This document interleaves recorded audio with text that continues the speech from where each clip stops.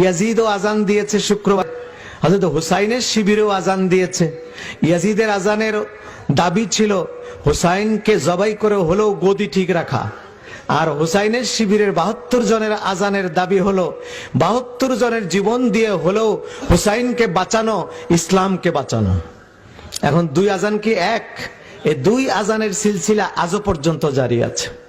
এই যে আমরা বলি কেন, সবাই বলে মুসলমান মুসলমান, ছোটখাটো মত পার্থক্য সব বিভেদ তুলে দিয়ে আমাদের এক হওয়া উচিত।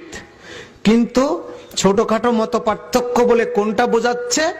রাসূলুল্লাহ সাল্লাল্লাহু আলাইহি ওয়াসাল্লামের এত মর্যাদা যতটা আমরা বলি, এইটুক কি ছোটখাটো মত পার্থক্য? এটা না, এটা ছোটখাটো মত পার্থক্য হতে পারে না। রাসূলুল্লাহর নাম, রাসূলুল্লাহর ধ্যান, রাসূলুল্লাহর ধারণা নামাজের মধ্যে আসলে তা গাধা, গরু, অন্যান্য প্রাণী, জীব জানোয়ার তাদের স্মরণ করার চাইতে আরো খারাপ। এইটুক কি, এটা কি ছোটখাটো ধারণা? না। রাসূলুল্লাহ সাল্লাল্লাহু আলাইহি ওয়াসাল্লাম সলিমউদ্দিন, কলিমউদ্দিন, জহিরউদ্দিন, দবিরউদ্দিনের মতো একজন সাধারণ মানুষ, এই ধারণাটা কি ছোটখাটো ধারণা? রাসূলুল্লাহ সাল্লাল্লাহু আলাইহি সাল্লামকে সবাই মিলে একসঙ্গে দরুদ পড়লে এটা একটা বেদাত।